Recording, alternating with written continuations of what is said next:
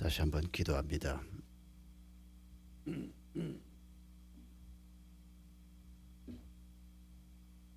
감사하신 주님, 이 밤에 저희들을 말씀의 자리, 찬양의 자리, 예배의 자리에 있게 하신 것을 감사합니다. 하나님께서는 그 아들 예수 그리스도를 이 땅에 보내셔서 그의 생명의 값을 지불하시고 교회를 세우신다 말씀하셨습니다. 이 밤에 말씀 사경회 첫날 저녁에 저희들이 주께서 이 땅에 세우려고 하셨던 그 교회가 무엇이며 그 교회 주신 영광이 무엇이며 그 교회가 어디를 향해서 가야 할 것인지를 말씀을 따라서 성령의 도우심을 따라서 다시 한번 생각하려고 합니다. 성령 하나님께서 이 밤에 이 자리에 있는 저희 모두 위에 임재해 주시옵소서. 우리의 생각이 하나님의 인도하심을 따라 이전에 가지고 있던 어두운 생각들을 벗어버리게 하시고 왜곡되어 있었던 우리의 생각을 바르게 펼 수 있도록 저희를 도와주시옵소서. 우리가 수없이 입에 담고 살아온 교회라고 하는 단어를 우리가 제대로 알고 있었는지 하나님께서 세우려고 하는 교회의 모습을 이 밤에 저희가 다시 한번 보게 해 주시옵소서.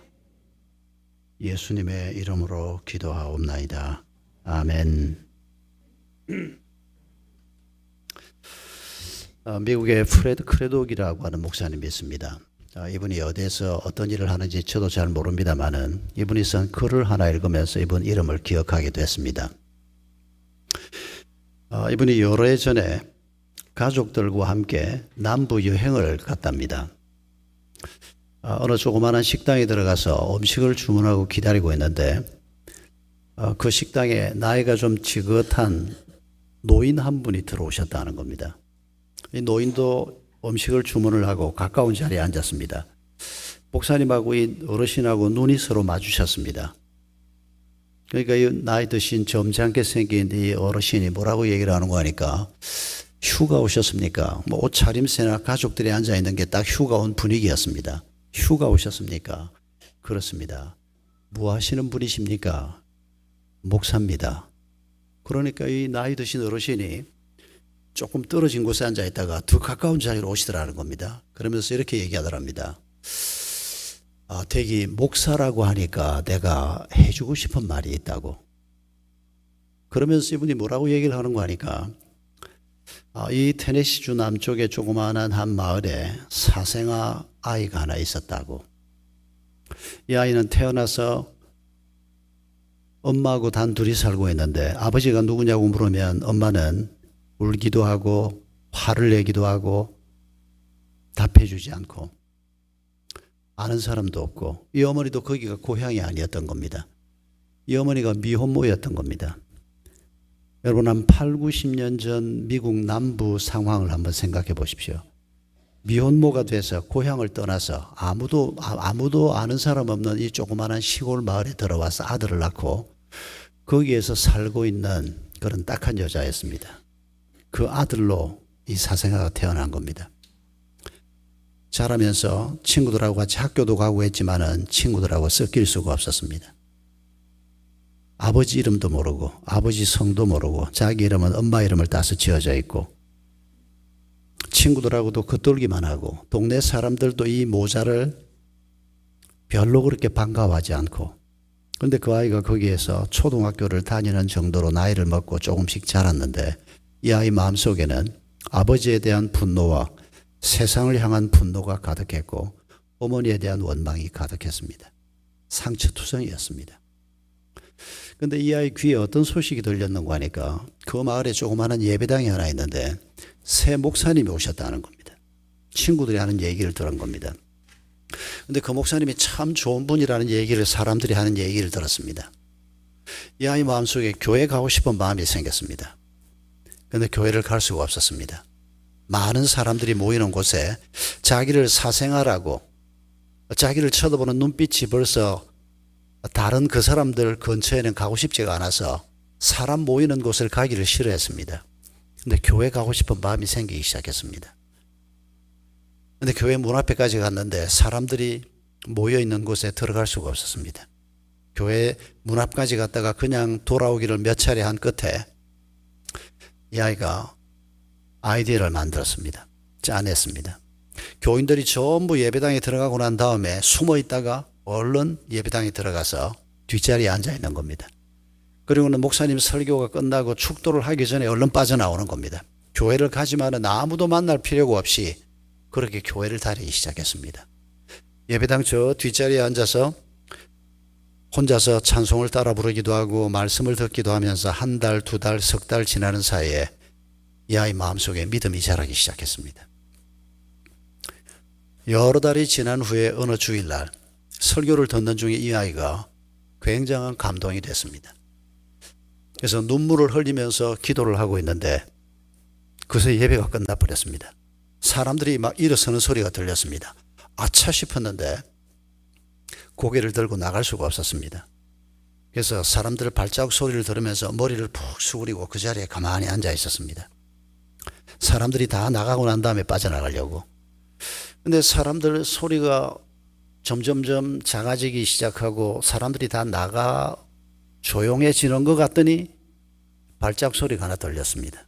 자기를 향해서 오는 발자국 소리였습니다. 가만히 앉아 있는데 이 발자국이 자기 앞에 와서 딱 멈추었습니다. 그리고 어깨에 손을 얹었습니다. 눈을 뜨고 보니까 목사님이었습니다. 이 목사님하고 처음 눈이 가까이에서 마주쳤는데 이 목사님이 이 아이한테 이렇게 물었습니다. 네 아버지가 누구냐? 제일 이 아이가 듣기 싫어하는 말이었습니다. 아버지가 누구냐?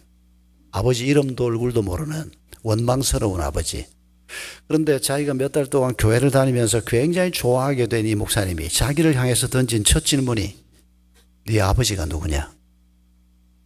이 아이가 가슴이 무너지려고 했습니다. 상처가 막 생기기 시작하려고 했습니다. 그런데 이 목사님이 이어서 던진 말이 이 아이 마음에 치유가 되기 시작했습니다. 네 아버지가 누구냐? 그렇게 질문을 던진 이 목사님이 이어서 뭐라고 말을 했는고 하니까 네 눈물을 보니까 네 아버지가 누군지 알겠다. 네 얼굴을 보니까 네 아버지가 누군지 알겠다.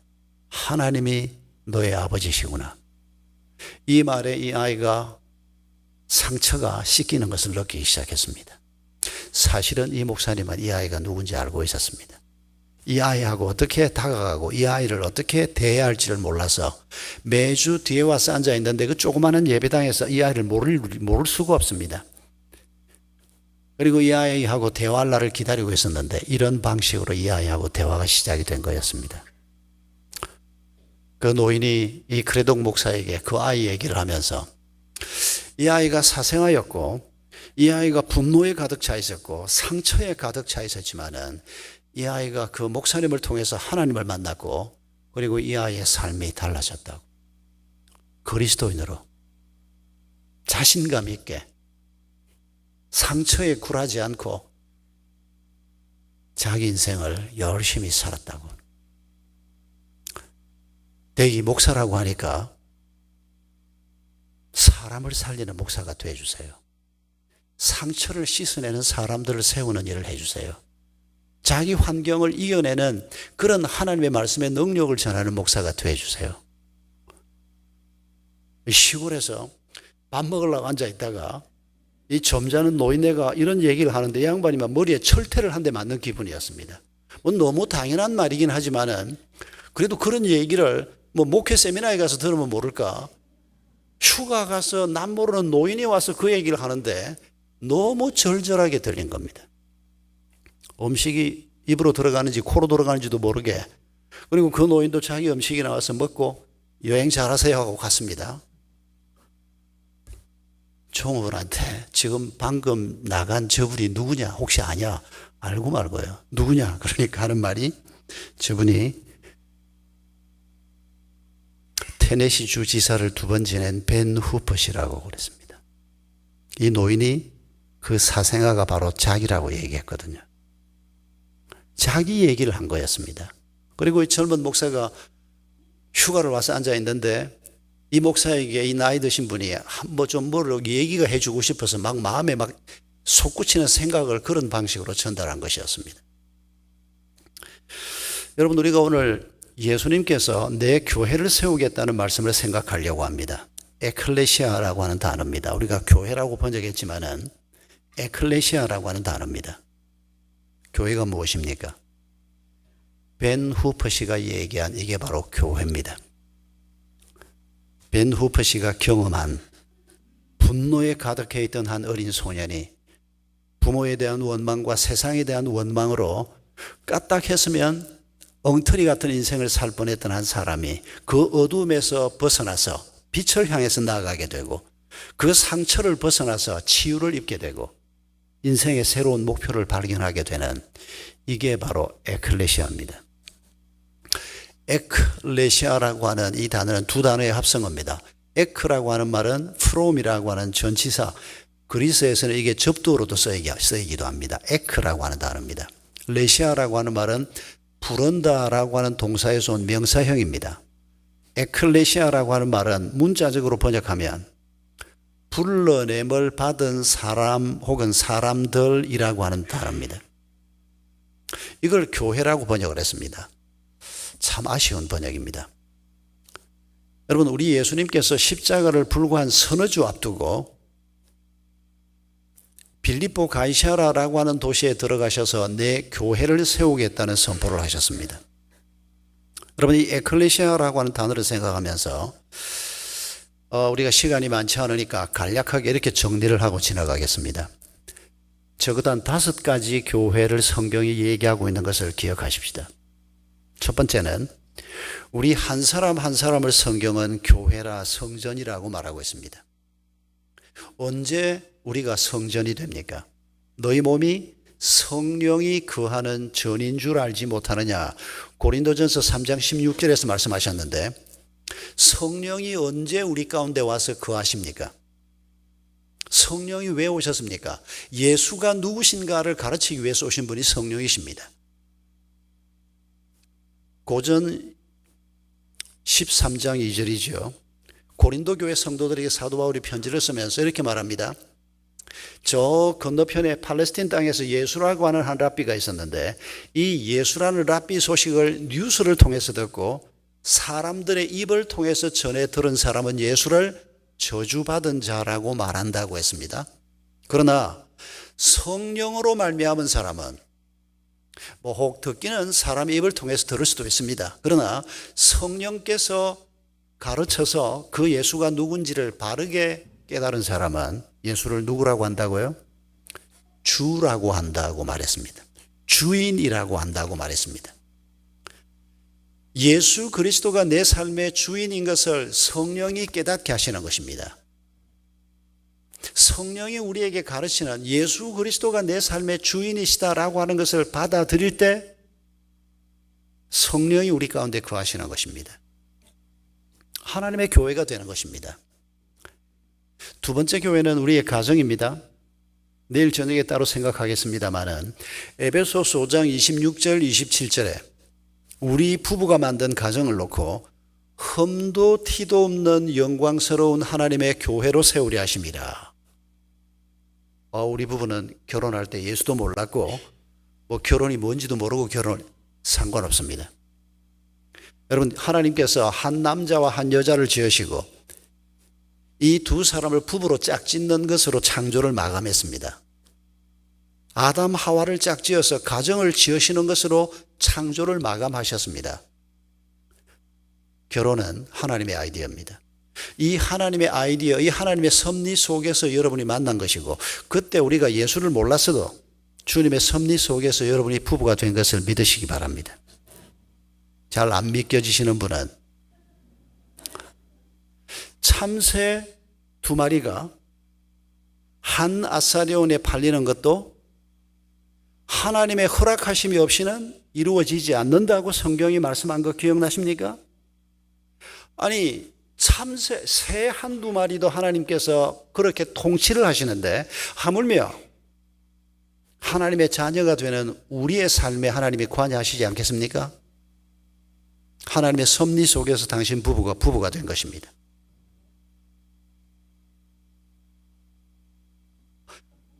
하필이면 이런 사람을 만나게 해가지고 우리가 좋아서 선택을 해놓고도 우리가 또 이런 생각을 합니다. 내일 저녁에 따로 생각을 하십시다. 분명한 것은 우리 부부가 만든 그 가정을 하나님께서는 흠도 티도 없는 영광스러운 하나님의 교회로 세우려 하십니다. 이게 두 번째 에클레시아입니다. 세 번째는 우리 교회 안에 있는 작은 소그룹 목장 같은 겁니다.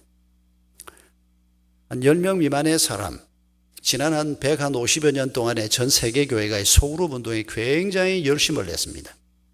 공동체가 되게 하는, 그냥 이렇게 모여서 예배한다고 해서 하나님의 공동체, 하나님의 교회가 되는 게 아닙니다.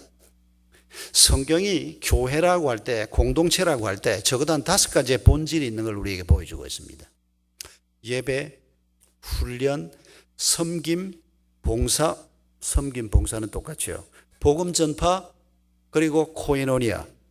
이 한 5가지 정도의 본질이 그 속에 있어야 교회입니다. 예배만 주야장창 드린다, 부족합니다. 예배, 교육, 훈련, 복음 전파, 섬김, 코이노니아. 이 5가지가 교회를 이루는 가장 근본적인 본질입니다. 그런데 예배 공동체는 100명이 예배해도 괜찮고 10,000명이 함께 예배해도 문제 없습니다.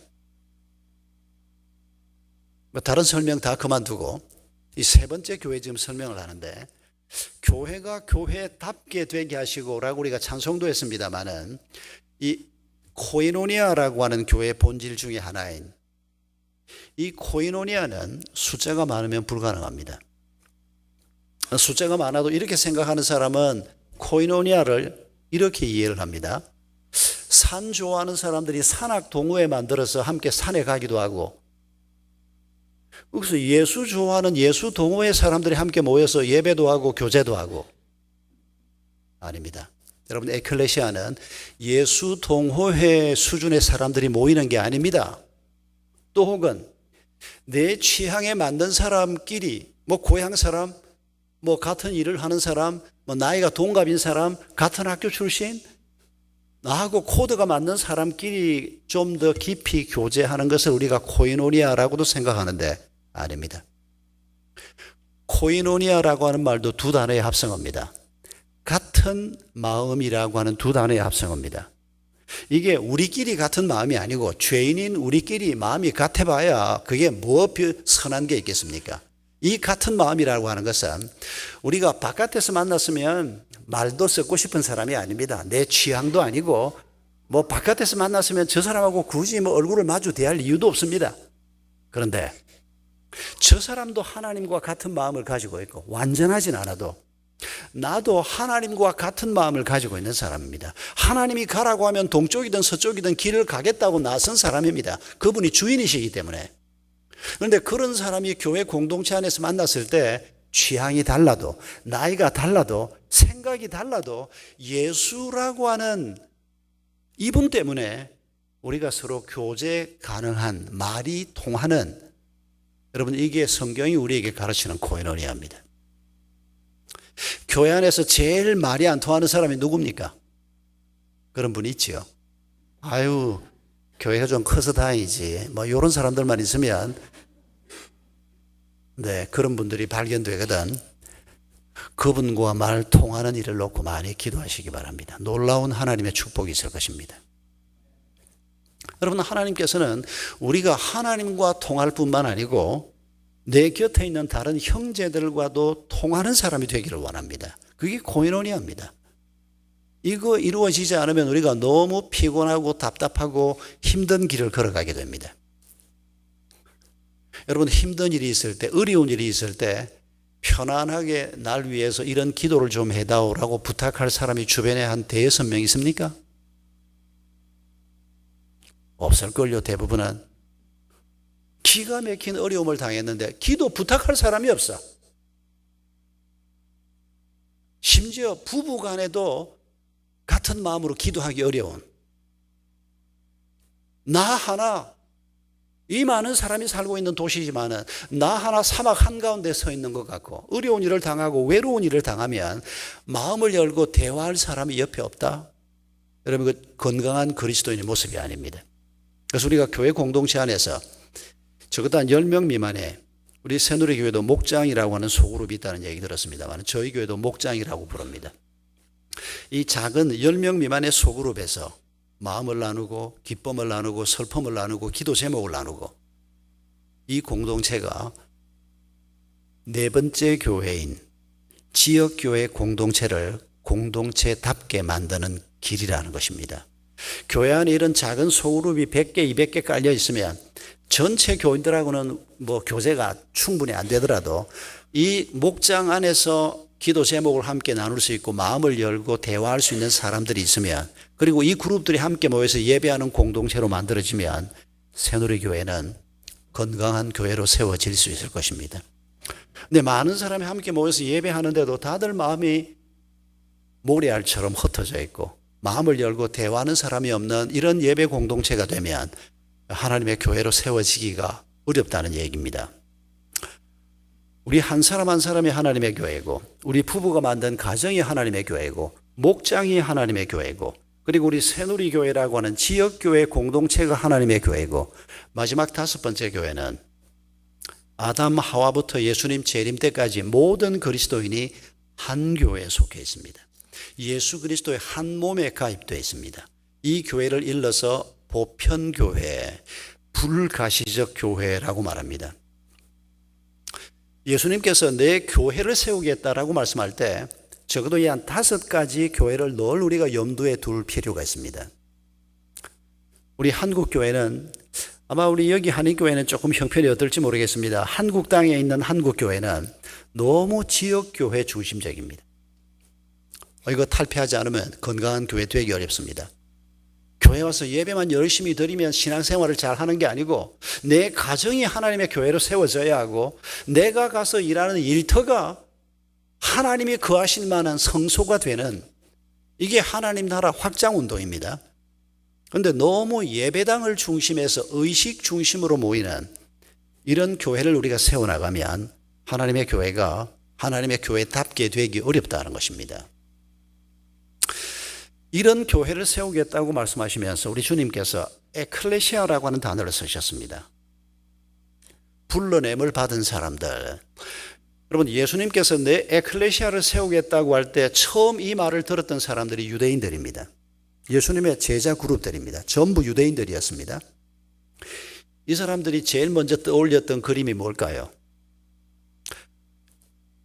모세가 이스라엘 백성들 데리고 떠나왔던 이집트 출애굽을 그들이 먼저 떠올렸을 것입니다. 이게 교회 모형입니다. 72명이 아브라함의 손자 야곱 때에 72명이 이집트 땅으로 들어가지 않습니까? 그리고 11번째 아들 요셉이 총리가 되어 있던 그 이집트 땅에서 400년 이상을 삽니다.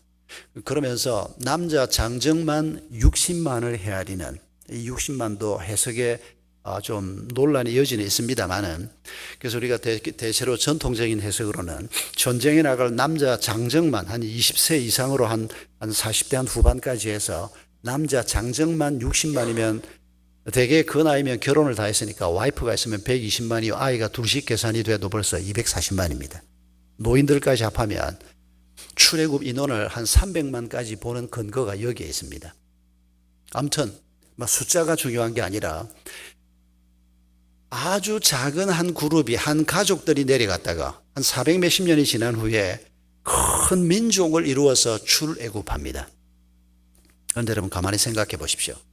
이집트 땅이 어떤 땅입니까? 나일강을 끼고 이게 홍수가 나서 저 상류에서부터 비옥한 흙들이 이 강을 타고 내려오다가 홍수가 나서 이렇게 범람을 하면 그 비옥한 흙들이 검은색입니다. 그러면 나일 강변에 이 검은 흙들이 쫙 깔립니다. 미츠라임이 이집트라고 하는 지명인데 그게 검은 땅이라고 하는 뜻입니다. 아주 비옥한 땅입니다. 그 검은 흙이 덮여 있는 곳에 농사를 지으면 기가 막힌 소출을 얻을 수가 있습니다. 그래서 그 나일 강변에서 인류 4대 문명 발상지라고 하는 그것도 4대 문명 중에서도 가장 뛰어나다고 주장되는 이집트 문화가 생겨나기 시작한 겁니다. 거기에 하나님의 백성들이 가서 400년 이상을 살은 겁니다. 이스라엘 백성들이 살았던 고센 땅이 어딘가 하니까 나일강 하류에 삼각주가 있는데 그 삼각주에 고센 땅이 있었다고 기록하고 있습니다. 아주 비옥한 땅입니다. 여러분 3500년 전 그때 이 나일강을 중심해서 이 사람들이야말로 전 세계에서 가장 세련된 사람들이었습니다. 가장 근사한 음식을 만들어 먹고 가장 디자인이 잘된 옷을 입고 가장 근사한 음악을 듣고 가장 발달된 문명 사회를 형성하고 살았던 사람들이 그 나일강 유역에 있던 사람들이었습니다. 여러분 그때 피라미드이 이미 있었을까요? 없었을까요? 이미 있었습니다. 그런데 하나님께서 이 백성들을 거기서 빼냅니다. 아니 하나님의 백성들은 좀 세련되게 살면 안 됩니까? 하나님의 백성들은 이 실리콘밸리 여러분처럼 이런 데 와서 좀 살면 안 됩니까? 왜 하나님께서 기어이 그 살기 좋은 땅, 농사가 잘 되는 땅, 그 땅에서 왜 이 백성들을 굳이 빼내십니까? 그리고 어디로 데리고 갑니까? 가나안 땅으로 데리고 갑니다. 가나안 땅을 젖과 꿀이 흐르는 땅이라고 하는데 여러분 이 젖과 꿀이 흐르는 땅을 오해하시면 안 됩니다. 어떤 거하고 연관해서 오해를 하는 거 하니까 12정탐꾼이 들어갔다가 포도 열매를 가지고 왔는데 굉장히 큰 포도 열매를 가지고 왔고 그래서 그 젖과 꿀이 흐르는 땅을 가나안 땅 자체가 농사가 잘 되는 기가 막힌 토양을 가진 땅이라고 오해하는 사람들이 있습니다. 아닙니다. 진짜 농사가 잘 되는 땅은 이집트 땅입니다. 여기를 젖과 꿀이 흐르는 땅이라고 얘기하는 것은 농사가 잘 되는 토양을 두고 얘기하는 것이 아니고 하나님이 함께 하시기 때문에 젖과 꿀이 흐르는 땅이라고 얘기하는 겁니다. 왜 이집트에서 자기 백성을 굳이 빼내와야 합니까? 아무리 세련되고 아무리 근사해도 거기에 하나님이 계시지 않기 때문입니다. 하나님이 함께하지 않는 그 땅에서 하나님이 자기 공동체를 세우고 싶지 않았고 땅이 좀 시원찮아도 하나님이 함께 하심으로 하나님의 공동체, 하나님의 민족을 세울 땅으로 가나안을 하나님이 선택하신 것이었습니다. 여러분 이게 에클레시아의 모형입니다. 하나님이 계시지 않는 땅에서 하나님이 계시는 땅으로, 하나님이 함께하는 땅으로, 약속의 땅으로 옮겨가는 것, 이게 에클레시아였습니다. 어두움에서 빛으로 옮겨가는 것입니다. 상처투성이고 피투성이었던 자리에서 말끔히 씻음받는 자리로 옮겨가는 것, 이게 교회입니다. 죽음의 자리에서 생명의 자리로 옮겨가는 것, 이게 바로 교회입니다. 이걸 예수님께서 세우시겠다고 말씀하는 겁니다. 어디에 세우겠다고 말씀하십니까? 사람들이 나를 누구라고 하느냐라고 묻습니다. 뭐라고 합니다. 뭐라고 합니다. 너희는 나를 누구라고 하느냐? 여러분 이 질문이 중요합니다. 사람들이 오늘 예수를 누구라고 합니까? 이 땅에서 가장 많은 사람들이 예수를 설명하는 표현은 세계 4대 성인 가운데 한 분이라고 하는 표현입니다. 그런데 여러분 이거 참 말도 안 되는 소리라는 거 잊지 마십시오. 예수는 자기 스스로 하나님이라고 주장하는 분입니다. 복음서를 읽어보면 분명하게 얘기하고 있습니다. 예수님의 제자들이 한결같이 예수가 하나님의 아들이다, 그리스도다, 메시아다라고 주장하고 부활하셨다고 주장하다가 다 순교당합니다. 예수가 하나님이신가? 아니면 위대한 성자인가? 이 위대한 성자라고 하는 말은 도무지 발붙일 데가 없는 말입니다. 자기 스스로 하나님이라고 주장하는 이 양반이 하나님이 아니라고 하면 여러분 이게 사기꾼이거나 정신병자지 무슨 성자입니까? 예수는 위대한 성자다라고 하는 말은 애시당초 내지도 말아야 될 말이고 정말 자기 자신이 주장한 대로 하나님의 아들이든지 아니면 정신병자든지 둘 중에 하나입니다. 왜 수많은 사람들이 예수를 성자라고 고집하는 거 하니까 제대로 성경을 읽지 않았기 때문입니다. 그리고 예수를 피상적으로 관찰하기 때문입니다. 성경이 설명하는 위대한 도덕, 주로 이분들은 도덕이라고 하는 관점에서 성경을 보는데 책을 한 권 낸 것도 아니고 설교를 한 편 녹음으로 남겨서 전해주는 것도 아니고 그가 행하신 설교나 행하신 일에 대해서 제자들이 단편적으로 사복음서에 일부 기록하고 있는데 이 기록을 통해서 인류 역사에서 예수 그리스도만한 위대한 도덕을 가르친 분도 없고 그분들의 제자들이 구성했던 이 교회, 그런데 세상 사람들이 볼 때 그 제자 그룹이 만든 이 공동체가 이렇게 도덕률이 뛰어나고 이렇게 통찰력 있는 그룹이 만들어질 수 없다. 그러니까 이분이 하나님이라고 말하기에는 정말 받아들이기 어렵고, 그렇다고 정신병자라고 하기에는 너무 뛰어난 그룹이 여기에 있고, 그래서 예수를 깊이 고민하지 않고 대충 고민한 사람들이 하나님도 아니고 그렇다고 정신병자가 아니고, 이렇게 대단한 분이 어떻게 정신병자겠냐. 그래서 대충 만들어 놓은 표현이 4대 성인 가운데 한 분이다라고 하는 표현입니다. 이 밤에 예수를 그런 분으로 생각하는 분이 한 분도 계시지 않겠지만은, 혹 계시다면 다른 분은 몰라도 그분은 졸지 말고 잘 들으셨다가 오늘 교회를 세우겠다는 메시아 되신 이분을 오늘 밤에 나의 메시아로 고백하는 축복이 있기를 바랍니다. 여러분, 세상 사람들은 예수를 그렇게 얘기하는데 우리는 예수를 누구라고 고백할 것이냐? 우리를 대표해서 베드로가 고백했습니다. 주는 그리스도시요 살아계신 하나님의 아들입니다. 그리스도, 메시아라고 하는 말입니다. 구약에서부터 오래전부터 하나님께서 너희를 구원하기 위해서 보낼 하나님의 아들이신 메시아, 그리스도.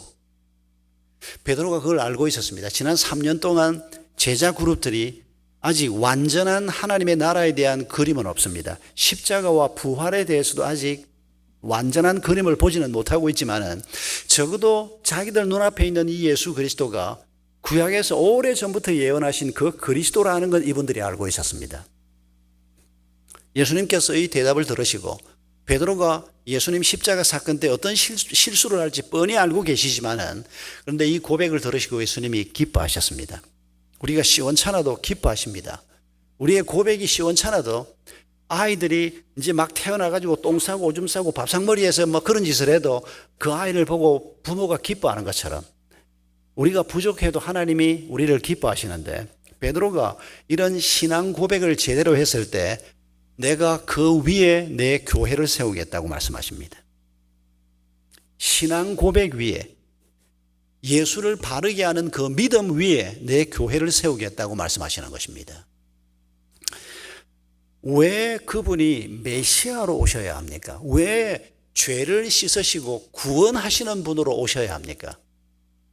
우리를 왜 이미 어둠 가운데 있다고 성경은 얘기를 합니까? 왜 우리가 죄 가운데 있다고 얘기합니까? 그 자리에 있으면 멸망의 길로 갈 수 없다고 왜 성경이 그렇게 말씀하십니까? 여러분, 최초의 범죄 사건이 무엇입니까? 창세기 3장에 나오는 선악과 사건입니다. 여러분, 선악과 사건을 바르게 잘 이해할 필요가 있습니다. 이거 열매 하나 따먹는 절도죄가 아닙니다. 탐식죄가 아닙니다. 여러분, 그 선악과 열매를 따먹으면서 뱀의 모습으로 나타난 사탄이 하나님이 이 열매를 먹으면 반드시 죽을 것이라고 얘기했는데도 아담 하와에게 뭐라고 얘기합니까?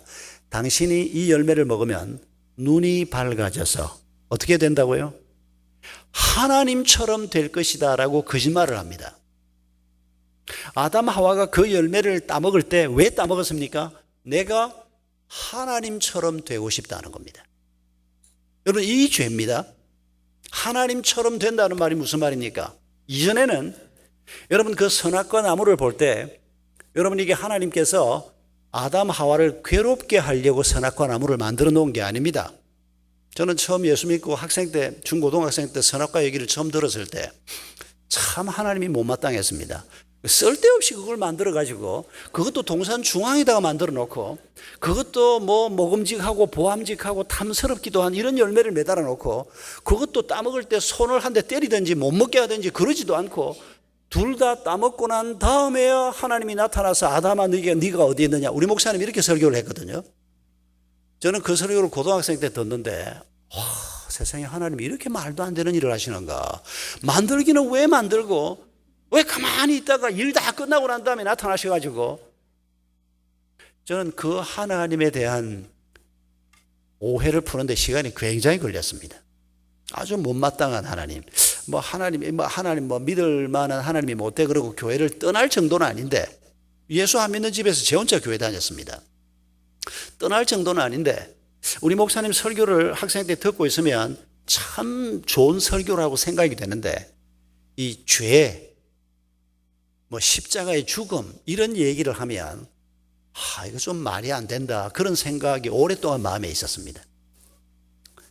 여러분, 왜 하나님께서 선악과 나무를 만들었을까요? 아담 하와를 괴롭히려고? 여러분, 하나님은 그런 분 아닙니다. 하나님은 우리를 괴롭게 하려고 하는 분이 아닙니다. 여러분, 그 선악과 나무가 축복의 나무라는 거 생각해 보셨습니까? 여러분, 그 나무를 볼 때마다 그 나무가 무엇을 생각나게 합니까? 하나님을 생각나게 하는 나무입니다. 자기가 누구인가를 생각나게 하는 나무입니다. 눈에 보이지 않는 하나님하고 교제를 하고 있지 않습니까? 성경도 없었습니다, 그때는. 그런데 그 나무를 보면 내게 명령하시는 하나님이 계시지, 나를 지으신 하나님이 계시지, 그리고 내가 누굽니까? 내게 명령하시는 그 하나님의 말씀을 따라서, 내게 삶의 목적을 부여하신 하나님의 말씀을 따라서 나는 살아야지. 내가 누구인가를 일러주는 나무, 주인 되신 하나님이 계시다는 것을 일러주는 나무, 그게 선악과 나무입니다. 그걸 아는 게 선이요, 그걸 모르는 게 악입니다. 그런데 그 열매를 따먹습니다. 왜요? 내가 하나님처럼 되겠다고. 그 말이 무슨 말입니까? 여러분, 별로 복잡한 말이 아닙니다. 지금까지는 하나님이 주인이 되셔서 하나님이 명령하는 대로 길을 걸어가야 한다고 살아왔는데, 이제 내가 하나님이 되겠다. 이제 하나님이 내 인생에 개입하지 말라는 겁니다. 하나님이 내 인생에 개입을 해서 부부는 이렇게 살아라, 자식은 이렇게 키워라, 돈은 이렇게 벌고 이렇게 쓰고, 더 이상 하나님이 개입하지 말라는 겁니다. 내가 내 인생의 주인이 되겠다. 여러분들, 이게 아담 하와의 범죄였던 거 잊지 마십시오. 선악과는 지금도 우리 곁에 있습니다. 날마다 우리 곁에 있습니다. 하나님을 내 삶의 주인으로 인정하고 길을 걸어갈 것인가? 아니면 눈 딱 감고 그냥 한 번만 거짓말하면 돈이 그냥 10만 불이 생기는데, 여러분, 그게 선악과 아니고 뭡니까? 그 순간에 하나님이 주인 노릇하지 못하고 돈이 주인 노릇하고 내 쾌락이 주인 노릇하고 내가 생각하는 바가 내 삶을 좌지우지하게 만드는, 여러분, 선악과는 에덴 동산에서만 있었던 것이 아니고 지금도 계속해서 우리 곁에 존재한다는 것을 잊지 마십시오. 이 선악과 열매를 따먹는 사건은 예컨대 이렇게 표현해 볼 수가 있습니다. 지금 앞에 꽃은 없습니다만은 꽃꽂이 해놓은 꽃이, 이게 꽃꽂이 해놓은 꽃이군요. 여러분, 이거 저렇게 흙에 심기워진 게 아니고 지금 이거 꽃꽂이 해놓은 꽃입니다. 제가 방금 확인했습니다. 이 꽃이 산꽃입니까? 죽은 꽃입니까?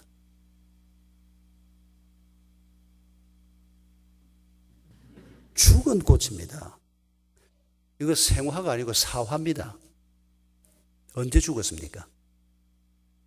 꽃나무에서 잘리는 순간에 죽었습니다. 그런데 왜 이렇게 아직 이쁩니까? 물기가 아직 좀 남아있어서 그렇습니다. 생명은 없습니다. 이미 생명은 나무에서 잘릴 때 끊어졌습니다. 그런데 물기가 아직 좀 남아있어서 아직 예쁩니다. 그런데 여기에 죽음은 이미 와 있습니다. 죽음이 와 있는 표가 이제 곧 어떻게 나타납니까? 지금 벌써 표가 나기 시작합니다. 꽃 잎가가 거뭇거뭇해집니다. 지금 벌써 약간 왔습니다. 내일 보면 좀 더 와 있을 겁니다. 며칠 지나고 나면 완전히 죽음이 드러납니다. 어디에 가야 됩니까? 쓰레기통으로 가는 길밖에 없습니다. 여러분, 우리가 아담 하와의 범죄를 생각할 때 내가 하나님이 되겠다, 내가 하나님처럼 되겠다, 그 열매를 따먹는 순간에 꽃이 꽃나무에서 잘리는 순간하고 똑같은 순간이 온 겁니다. 생명이신 하나님과 분리가 되는 것입니다. 이게 영적 죽음입니다. 더 이상 하나님께로부터 어떤 공급도 오지 않습니다. 내가 하나님을 거부했기 때문입니다. 죽음이 우리에게 오는 겁니다. 이 죽음이 어떤 모습으로 드러납니까? 꽃 잎가가 거뭇거뭇해지는 것처럼 영적으로 죽어버린 사람에게는 두려움을 어떻게 해볼 길이 없습니다. 허망함을 어떻게 해볼 길이 없습니다. 혼돈을 어떻게 해볼 길이 없습니다. 뭐 굉장히 똑똑한 것 같아도 어디가 길이고 어디가 산인지 분별이 잘 되지 않습니다. 결국 인간의 욕망을 따라서 움직이게 됩니다. 여러분, 이게 다 이미 와 있는 죽음의 결과라는 걸 잊지 마셔야 합니다. 아담 하와가 바로 이런 죽음을 경험한 겁니다. 이게 죄가 갖다 준 죽음입니다. 여러분, 사람이 이 땅에서 고통을 겪는 것은 하나님을 떠나 있기 때문입니다. 다른 소소한 뭐가 좀 부족하다, 그건 그렇게 핵심적인 답은 아닙니다.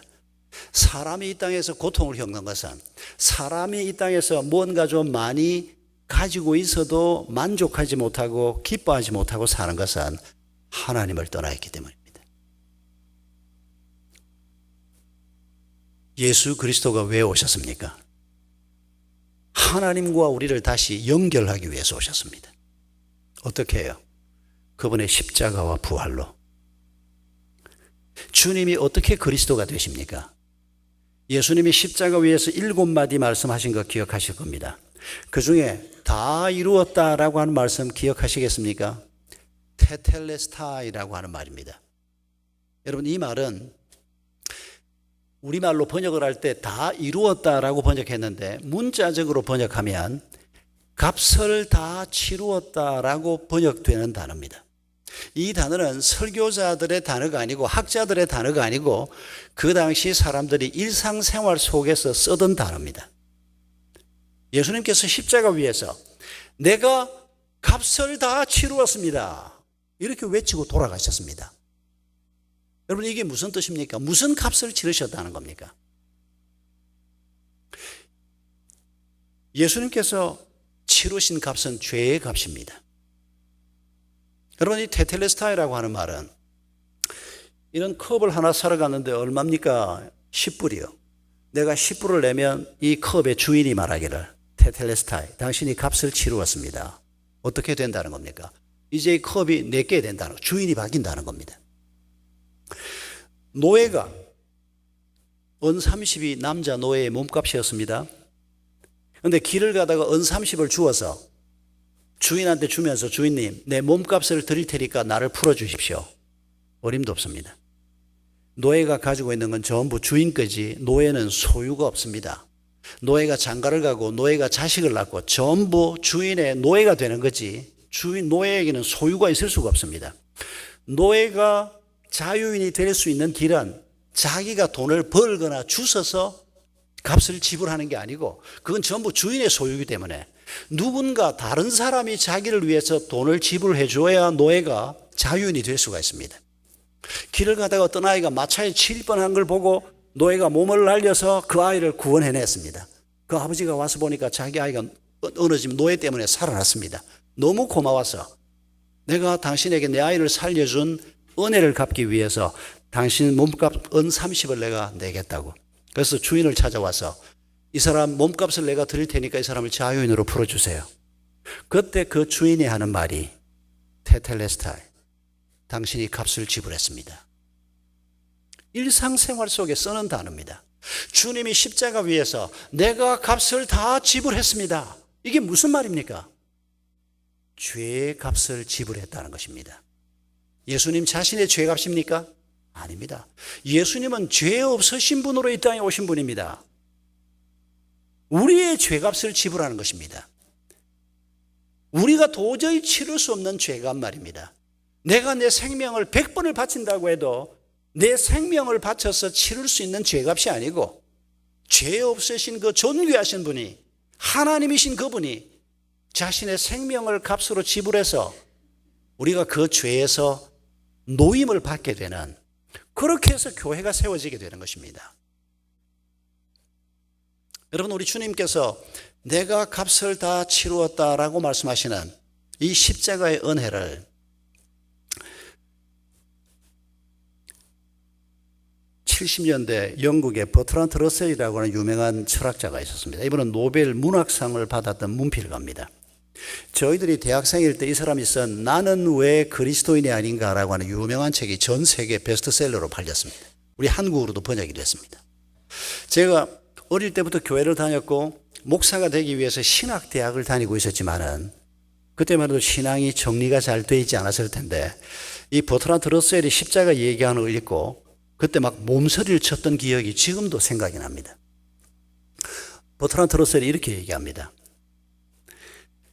자기가 성경을 읽어보니까 예수 그리스도가 아버지라고 부르는 여호와라고 하는 신이 있는데 나는 이런 신이 있다는 걸 믿지도 않지만은 이런 신이 있다고 해도 이 신이 그의 아들인 예수 그리스도를 십자가의 길을 걸어가게 하고 그리고 그 십자가에서 비참하게 죽게 만드는데 가시 관을 머리에 씌웠지요. 얼굴이 피범벅이 됐다는 얘기입니다. 채찍에 맞아서 다른 사람은 지고 가는 십자가 가로막다를 스스로 질 수 없을 정도로 피를 흘리고 지쳐 있었습니다. 손목 발목에 못이 박혔습니다. 그리고 나중에는 옆구리를 창으로 찔러서 심장을 터뜨려서 예수님이 사망합니다. 십자가에 달린 사람들 중에서도 예수님의 모습은 가장 비참한 모습이었습니다. 러셀이 그 사실을 두고 그 팩트를 놓고 그렇게 얘기합니다. 어떻게 아버지라고 하는 신이 아들을 이렇게 비참하게 죽일 수가 있느냐? 나는 이 하나님이 있다는 거 믿지도 않지만 이런 하나님이 있다고 해도 이 잔혹한 하나님, 이 잔인한 신을 나는 믿을 수가 없다. 십자가를 이렇게 해석을 합니다. 여러분, 인간이 똑똑해봐야 참 별 수 없다는 걸 버트란드 러셀이 우리에게 가르쳐 줍니다. 여러분, 이분이 대단한 분이었습니다. 미국의 대학들이 60년대에 이분을 석좌 교수로 모셔가려고 대단했습니다. 뉴욕 대학이 실제로 엄청난 돈을 투자해서 이분을 몇 해 모셔갔던 적도 있습니다. 당대 최고의 지성이라고 불렸던 분입니다.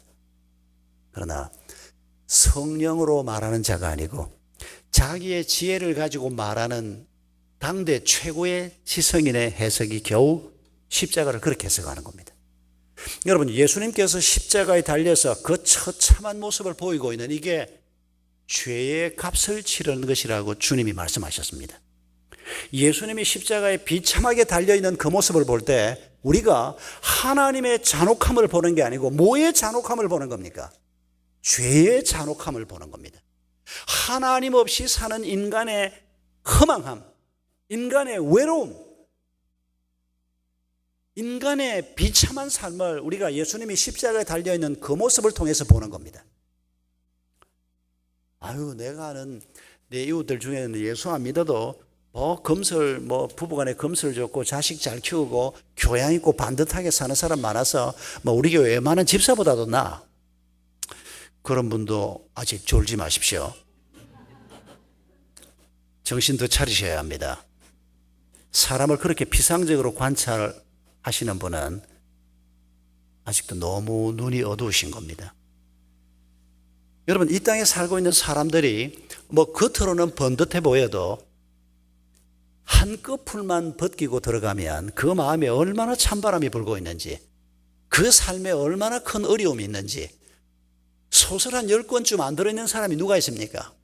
다 힘들고 어렵고 5살짜리에게는 5살의 어려움이 있고 10살짜리에게는 10살의 어려움이 있고 5살, 10살 없다고 여러분 그렇게 웃으시는 거 아닙니다. 우리 모두가 인생의 무거운 짐을 짊어지고 있습니다. 누가 어떻게 할 길이 없습니다. 저도 아이가 셋입니다만 내 아이들을 위해서 내 목숨도 바칠 수 있는데 내가 목숨 바쳐봐야 아무 소용이 없습니다. 줄 게 없습니다. 그거 바쳐가지고. 왜 예수 그리스도의 죽음이 우리의 죄값을 사하는 죽음이 될 수 있습니까? 그분이 하나님의 아들이시기 때문입니다. 죄 없으신 분이기 때문입니다. 그분의 목숨만이 우리의 죄를 사하는 효력이 있는 죽음이기 때문입니다. 그뿐 아닙니다. 십자가 사건으로 끝나는 게 아니지 않습니까? 예수님께서 사흘 만에 그분을 죽음에서, 하나님께서 예수를 죽음에서 일으키십니다. 예수님의 십자가와 예수님의 부활이 의미하는 것이 무엇입니까? 예수님이 십자가에 달려 죽으실 때 내 죄값을 치르신 예수 그리스도를 믿는 그 사람의 옛 사람이 예수님과 함께 죽어버리는 것입니다. 지옥 갈 나 말입니다. 죄를 지을 수밖에 없는 나, 죄에 끌려다닐 수밖에 없는 나, 죄를 절대 이길 수 없는 나. 그래서 그 죄가 우리에게 안겨주는 허망함과 비참함과 온갖 더러움과 불안함과 두려움을 벗어날 길이 없는 나, 그게 옛사람입니다. 예수님께서 십자가에 달려 죽으실 때 우리의 옛 사람도 십자가에 달려 죽는 것입니다. 예수님이 장사 지내실 때 우리도 함께 장사 지내지는 겁니다. 우리의 옛 사람은 없어지는 겁니다. 예수님이 다시 부활하실 때 그 예수를 주로 믿고 그리스도로 믿는 사람들이 그 예수 안에서 새로운 사람으로 태어나는 것입니다. 여러분, 이게 침례 그림 아닙니까? 제가 장로교 목사지만은 우리 장로교회도 원하는 사람은 침례도 하고 세례도 해봅시다 그랬다가 제가 전혀 아무런 반응도 얻지 못하고 쫑꼬만 먹었습니다만은, 여러분, 침례라고 하는 그림이 바로 그거 아닙니까? 왜 물속에 굳이 들어갑니까? 그 번거롭게. 예수님이 그렇게 했으니까. 단순히 그게 아닙니다. 여러분, 물속에 들어가는 그 그림이 의미하는 바가 무엇입니까? 옛사람이 예수님의 십자가의 은혜로 죽어 없어진다는 것입니다. 다시 올라오는 그 그림이 의미하는 바가 무엇입니까? 예수 안에서 새로운 사람이 태어난다는 것입니다. 여러분, 침례 장면을 우리가 볼 때마다, 또 우리가 생각할 때마다 우리 주님께서 행하신 십자가와 부활의 사건을 늘 떠올리시기를, 그래서 우리 마음에 십자가의 은혜가 늘 넘치기를 바랍니다. 예수님께서 내 교회를 세우겠다고 바로 이런 의미를 가지고 말씀하신 것입니다. 그런데 여러분, 이 교회에 두 가지 약속을 하고 있습니다. 두 가지 영광을 약속하고 있습니다. 첫 번째 약속이 무엇입니까? 18절 하반절에 음부의 권세가 교회를 이기지 못한다고 얘기합니다. 죽음의 권세가 교회를, 나를 이기지 못한다고 얘기합니다. 죽음이 어디에서 옵니까? 죄가 가져오는 것입니다. 여러분, 어떤 문제가 우리에게 있습니까? 우리가 신앙생활을 해도 극복하지 못하고 지금도 우리를 괴롭게 하는 죄의 문제가 우리 모두에게 다 있지 않습니까? 뭐가 문제입니까? 하도 많아서 그냥 우리 모두가 다 끊임없이 죄의 문제가, 신앙생활을 10년, 20년, 30년 해도 이 죄의 문제가 끊임없이 우리를 붙들고 있습니다. 그러나 여러분, 기억하십시다. 음부의 권세가 우리를 이기지 못할 것입니다. 예수님이 약속하셨습니다. 낙심하지 말아야 합니다. 내가 똑같은 죄를 반복해서 짓고 있고, 내가 욕심을 좀 내려놔야 하는데, 아이들에 대해서도 좀 그러지 말아야 되는데, 부부간에도 그러지 말아야 되는데, 돈에 대해서도 그러지 말아야 되는데, 알고 있으면서도 못하는 경우가 너무 많고, 그러나 여러분, 낙심하면 안 됩니다. 우리가 이깁니다. 그리스도인이 이깁니다. 그리스도 안에 있는 사람이 반드시 이기게 되어 있습니다. 내 열심으로요? 아닙니다. 예수님이 이기셨기 때문에 예수 안에 있는 사람이 최후의 성자가 될 것입니다. 여러분, 그걸 지금 18절에서 약속하고 있는 것입니다. 또 한 가지 약속이 무엇입니까?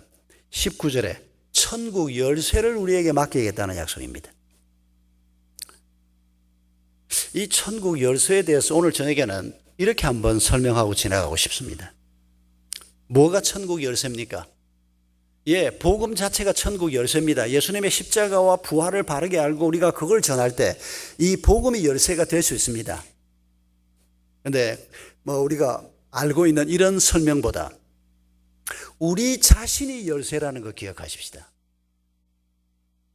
여러분, 예수님께서 우리를 지으실 때, 하나님께서 우리를 지으실 때 하나님의 형상으로 지으셨다고 말씀하죠. 창세기 1장 26절 이하에 나오는 말씀입니다.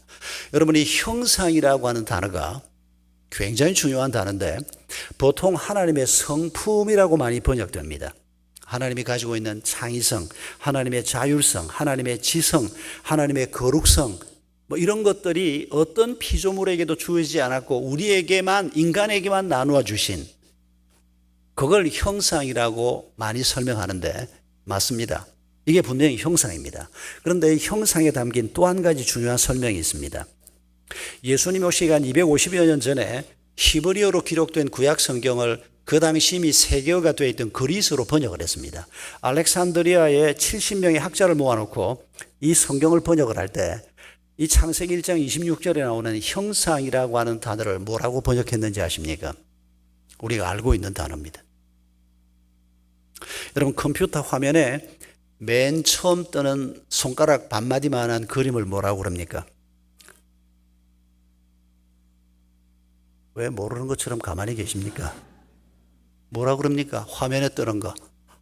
아이콘이라고 그러지 않습니까? 처음 들어보십니까? 저도 새벽기도 마치고 나면 제 사무실에 들어가서 제일 먼저 하는 게 뭔고 하니까 별표로 되어 있는 우리 교회 홈피 아이콘입니다. 그걸 클릭을 하면 거기에 237개 목자들이 올린 그 237개는 저희 교회 모든 목장의 숫자인데 어른들 목장은 한 140개 정도 되고 청년 목장이 한 30개 되고 어린이 목장이 한 100개가 넘고, 그러니까 아이들 밤마다 전부 우리는 목장이라고 부르고 교사를 전부 목자라고 부릅니다. 그러니까 어른들 한 150여 개 어른들 목장 일지가 매주 올라옵니다. 제가 거기에 들어가면 목자가 매주 바로 지난 금 토요일 날 모일 때 기도 제목 받은 걸 거기다 올려놓기 때문에 항상 저만 다 들어가서 볼 수 있습니다. 아무나 그렇게 보는 건 아니고. 그리고 평원지기 목사는 자기 평원 안에 있는 목자의 일지만 들어가서 볼 수 있습니다. 전 목자들의 일지를 다 보는 건 나 하나뿐입니다. 그런데 아이콘이 별표로 되어 있는 아이콘입니다. 눈에 보이는 건 별표로 되어 있는 아이콘인데 그걸 클릭을 하면 그 뒤에 숨어있는 본체가 뜨는 게 아이콘입니다. 그런데 하나님께서 우리를 하나님의 아이콘으로 창조하셨다고 얘기합니다. 하나님만 가지고 계신 자율성, 거룩성, 창조성, 지성 이런 것들을 우리에게 나누어 주신 이유가 무엇입니까? 우리를 하나님의 아이콘이 되게 하기 위해서, 우리를 통해서, 우리가 아까 찬송한 대로 우리를 통해서 하나님이 보여지게 하려고, 우리가 열쇠라는 겁니다. 여러분, 우리 주변에 하나님 알지 못하는 사람들이 성경을 읽습니까? 찬송을 부릅니까? 교회를 한번 나옵니까? 우리 교회 목사가 손목사인지 박목사인지를 압니까? 그런데 그 사람들이 누구를 읽고 있습니까? 우리를 읽고 있습니다. 같은 직장에서, 이웃에서 우리를 보고 있습니다. 아이를 어떻게 키우는지, 돈을 어떻게 벌고 어떻게 쓰는지, 어려움이 있을 때 어떻게 하는지, 분노가 있을 때는 어떻게 하고, 우리를 보면서 저 사람 보니까 하나님이 있는 것 같아.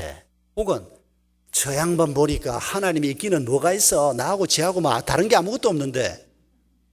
주일날 지는 교회 가는 것 뿐이고 나는 주일날 골프 치러 가는 것 말고는 차이가 아무것도 없는데, 우리를 그들이 읽고 있는 겁니다.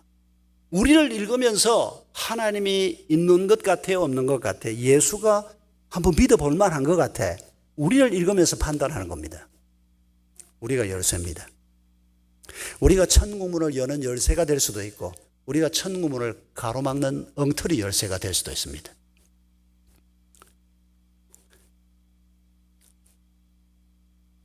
교회 본질 5가지 중에서 아까 코이노니아를 제가 좀 강조하면서 설명했는데, 복음 전파도 참 중요하지 않습니까? 이 우리가 열쇠라고 하는 이 단어와 연관해서 제 머릿속에 떠오르는 그림이 하나 있습니다. 몇 년 전에 평일 아침이었습니다. 제가 한 9시쯤 사무실로 나가야 되는데 한 8시 반쯤 돼서 집사람하고 차를 마시면서 잠깐 옷을 입고 나갈 준비를 다 갖추고 응접실에 소파에 앉아 있었습니다. 그런데 8시 한 반쯤에 집 전화벨이 울리는 겁니다.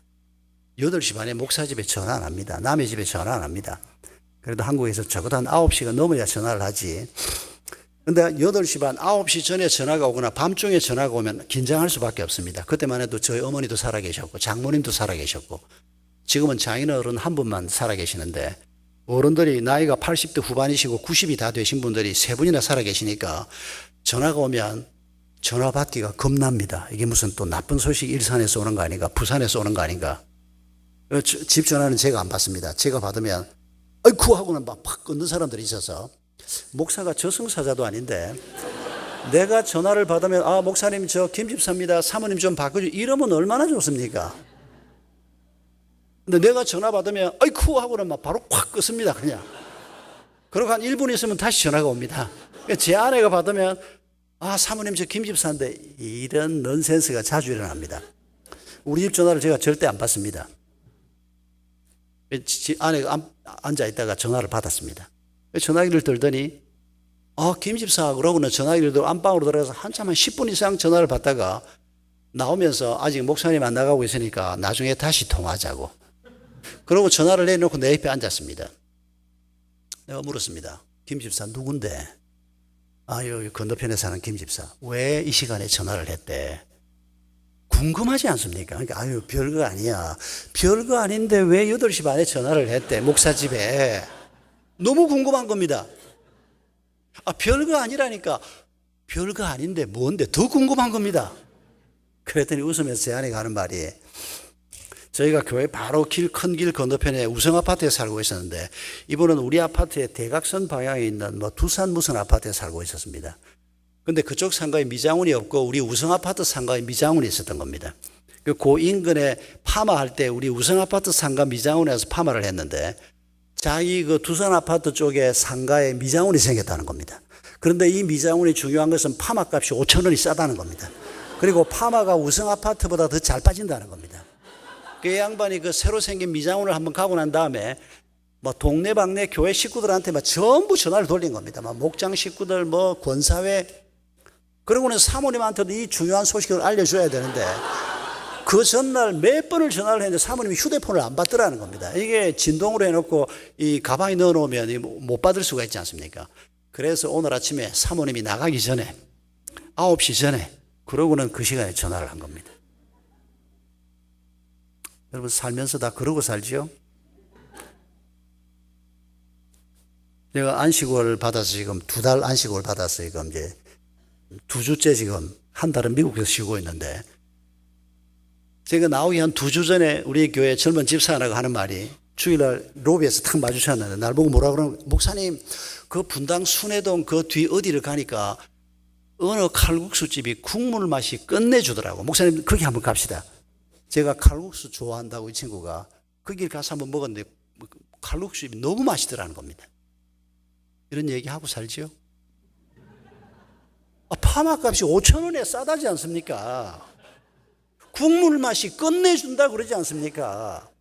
우리가 이 정도만 돼도 친구들한테, 아는 사람한테, 옆에 사람한테 다 얘기하고 살지 않습니까? 그런데 우리가 예수 믿고 2년, 3년, 5년 지나가는데 내 가까운 친구한테 예수 얘기 한번 제대로 안 해봤다? 이거 가능한 얘기입니까? 있을 수 있는 얘기입니까? 예수가 파마 5,000원 싼 미장원보다 못해서 우리가 예수 얘기를 못하는 겁니까? 여러분, 이거 중대한 문제가 있는 겁니다. 예수가 그리스도라면, 예수가 정말 우리를 죽음에서 빼내실 수 있는 분이라면, 예수 그리스도가 내 상처를 씻을 수 있는 분이라면, 여러분, 이 예수가 우리에게 얼마나 중요한 분인데 내 주변 사람들에게 이 예수를 소개하지 못한다? 여러분, 이건 우리가 의무가 아닙니다. 자연스럽게 예수를 만나면 자연스럽게 예수 얘기를 다른 사람에게 하게 돼 있는 게 복음 전파라는 겁니다. 그게 지금 교회라는 겁니다. 그런데 우리 주님께서 이 교회 이런 2가지 영광, 죽음이 우리를 이기지 못하고 죄가 우리를 이기지 못하는 이런 놀라운 삶을 약속하시고, 그리고 우리 자신이 복음의 천국문을 여는 열쇠가 되는 삶을 약속하신 이 영광을 어디에서 선포하셨다고요? 빌립보 가이사라에서. 여러분, 가이사라라고 하는 이름이 로마 황제의 칭호인 거 아실 겁니다. 그 당시에 이 가이사라라고 하는 이름을 가지고 있는 도시들이 몇 개가 있었습니다. 팔레스타인에만 2개가 있었습니다. 예수님 당시에. 또 다른 지역에도 있었답니다. 학자들이 남긴 글을 보면 이 가이사라라고 하는 이름이 붙은 도시에 2가지 특징이 있습니다. 하나는 로마가 만든 도시에 들어가면 신전들이 많이 있지 않습니까? 어디를 가도 신전이 많이 있습니다. 그런데 항상 주신전이 있습니다. 주신전은 높은 곳에 세워지든지 아니면 도시의 중앙통에 세워집니다. 제일 웅장하게 짓습니다. 주신전보다 다른 신들의 신전이 더 큰 경우는 없습니다. 고린도에 가면 그 고린도 바깥쪽으로 높은 큰 바위 혹은 산 같은 게 하나 있는데, 그 산 위에 아프로디테 미의 여신 신전이 지금은 폐허만 남아 있습니다만은, 그 위에서 이 아프로디테 여신이 고린도를 내려다보고 있습니다. 높은 곳에 가장 웅장하게. 그런데 가이사라라고 하는 이름이 붙은 이 도시의 주신은 누군가 하니까 살아있는 로마 황제입니다. 웅장한 건물을, 아주 아름다운 건물을 짓고 거기에서 아침 제사, 저녁 제사를 드리는데 살아있는, 로마에 앉아있는 황제 이름을 부르면서 가이사 아무개여 내 아들의 병을 낫게 해주소서, 가이사 아무개여 내 남편의 출세를 보장해 주소서. 여러분, 살아있는 사람 중에 신으로 이름을 붙이려고 하면 로마 황제만큼 적당한 사람이 어디 있겠습니까? 막강한 재력과 권력과 군사력을 가지고 엄청난 땅을 다스리고 있던 그 로마 황제의 이름을 부르는, 어쩌면 예수님께서 내 교회를 세우겠다고 선포하실 때 이 가이사라라고 하는 이 도시의 이 높은 곳에 혹은 중앙통에 있는 신전이 예수님 등 뒤로 제자들 눈에 들어왔을지 모릅니다. 또 하나는 이 신전을 세우는 도시가 반드시 아름다운 도시라야 합니다. 허접한 도시에 이런 이름을 허락하지 않는다는 겁니다. 그러니까 예수님이 빌립보 가이사라에 들어가셔서 거기에서 내 교회를 세우겠다는 선포를 하시고, 그리고 한 일주일 후에 조금 떨어져 있는 변화산이라고 우리가 부르는 산 위에서 영광스럽게 변화되는 모습을 보여주셨습니다. 그 모습을 보고 베드로, 야고보, 요한이 너무 놀라워서 여기에 초막셋을 만들고 그냥 여기에 살고 싶습니다라고 고백할 만큼 영광스러운 모습을 보여주셨습니다. 그게 바로 이 빌립보 가이사라 근처에 있었습니다. 왜 그 영광을 보여주십니까? 로마의 영광이 교회 영광만 못하다는 것입니다. 이 세상의 소리가 아무리 높은 지위를 갖고 이 세상의 소리가 아무리 많은 것을 소유해도 우리가 천국 열쇠가 되고 우리가 하나님의 은혜로 죄를 이기고 죽음을 이기는 존재가 되는 이 영광만큼 위대한 영광은 이 세상에 존재하지 않는다는 것입니다. 여러분, 그리스도인이 하나님께서 우리에게 뭘 맡기시면 우리가 돈을 좀 남보다 좀 더 맡아서 쓸 수도 있고 사회적인 지위도 좀 더 맡아서 우리가 할 수도 있습니다. 근데 여러분, 그것 자체는 수단에 불과한 거 잊지 마십시오. 우리의 목표는 그게 아니고 우리의 목표는 나라고 하는 존재 자체가 우리 아버지이신 하나님을 닮아서 거룩해지고 죄를 이기는 자가 되고 영광스러운 존재가 되는 것, 이게 이 세상을 사는 모든 사람들 중에서 가장 큰 꿈을 가진 사람의 영광이라는 것을 잊지 마십시다. 여러분, 이 순간에, 오늘 밤 이 순간에 우리 마음속에 있는 우리의 소원이 무엇입니까? 우리가 거룩해지는 것, 우리가 죄를 이기는 사람이 되는 것, 하나님이 약속하신 이런 사람이 되는 것을 우리 삶의 제1의 목표로 다시 한번 수정해서 마음에 품으시기 바랍니다. 여러분, 이 영광은 세상 영광과는 비교가 되지 않는 영광이라는 것입니다. 그리고 우리 자신이 천국 열쇠가 되고 내가 전하는 복음이 한 사람의 생애를 바꾸는, 그리고 그 사람의 삶만 바뀌는 것이 아니고 그 아이들, 그 다음 세대, 그 다음 세대, 천대에 이르도록 그 가문의 하나님의 은혜를 누리게 하는 놀라운 열쇠가 우리 손에 있고 우리 자신이 그 열쇠라는 이 놀라운 사실을 기억하시기 바랍니다. 한 석 달 전에 저희 교회 한 젊은 부인이 등록을 하러 왔습니다. 쓴 걸 보니까 애 하나 데리고, 제일 막내 하나 데리고 앉아 있었는데 애가 셋이었습니다. 남편하고 5식구인데 애 셋하고 자기가 등록을 하고 남편은 아직 불신자니까 남편은 앞으로 어떨지 모르겠다 그러고 등록을 했습니다. 제가 너무 궁금했습니다. 나이가 한 40 조금 더 됐거나 40쯤 된 부인인데 큰애가 이제 초등학교 다니는 정도인데 어떻게 교회를 오게 됐는지, 요새 전도가 잘 안 되는데 제가 그 부인한테 어떻게 이렇게 교회를 애 셋을 데리고 오게 됐냐, 어디 사냐, 교회 바로 밑에 아파트에 살고 있는데 어떻게 오게 됐냐 그러니까 자기가 그 동네 모임에 갔는데 눈에 띄는 사람이 있더라는 겁니다. 남편이 남보다 더 출세한 것도 아니고 부자도 아니고 인류대학을 나온 것도 아니고 그냥 그 동네 평범한 자기 또래 아줌마인데 그 사람을 보면 뭐가 좀 다르다고 자꾸 느껴지더라는 겁니다. 왜 저 사람 얼굴에는 저렇게 자신감이 있을까? 저 사람도 분명히 부부간에 싸움도 할 거고 애들 때문에, 돈 때문에, 이런 저런 것 때문에 힘든 일이 많이 있을 텐데 틀림없이 왜 저 사람은 내 나이밖에 안 되는데 왜 저 사람 얼굴에는 저렇게 자신감이 있고 왜 저 사람 얼굴은 저렇게 평안한가? 또 그 집 아이들을 보니까 자기 아이하고 다르더래요. 그래서 그 사람을 계속 유심히 관찰을 했답니다. 우리 뮤직 코이노니아라고 하는 우리 동네에 있는 크리스찬들이 중심이 돼서 하는 그 아주 기가 막힌 그 공동체가 하나 있습니다. 그래서 우리가 그걸 교회가 서포터를 해서 찻집을 하나 내게 하고, 그게 회원은 90%가 불신자인데 전도를 위해서 그 목사 딸인 이웃교회 집사가 그 일을 하는데, 우리 언제든지 우리 강당을 오픈해서 발표회도 하게 하고 아주 유기적인 관계를 맺고 있는데, 이 사람이 거기에 온 사람이었습니다. 거기에 몇 있는 그리스도인 중에 한 사람이 눈에 띈 겁니다. 천국 열쇠를 본 겁니다. 왜 저 사람은 다른가 하고 어느 날 질문을 한 겁니다. 이것도 물어보고 저것도 물어보고, 그래서 발견한 게 교회를 다닌다는 얘기를 들었습니다. 이 사람 마음속에 교회를 다녀서 저 사람이, 그것 말고는 다른 특이점이 없었던 겁니다. 교회를 다녀서 저 사람이 나하고 저렇게 다른 삶을 살고 있구나. 그 다음 주일날 우리 교회에 나타난 겁니다. 얼마나 감사한지. 제가 그 자매의 교회 목사라는 게 얼마나 영광스러운지, 누군지는 모르겠습니다. 써놓은 걸 보니까 제가 그 자매를 조적부에서 찾아보려고 해도 이 사람이 사진을 안 찍어 놓아가지고, 이름은 떴는데 사진이 없어가지고, 그렇다고 누구냐고 뭐 광고를 해볼 수도 없고.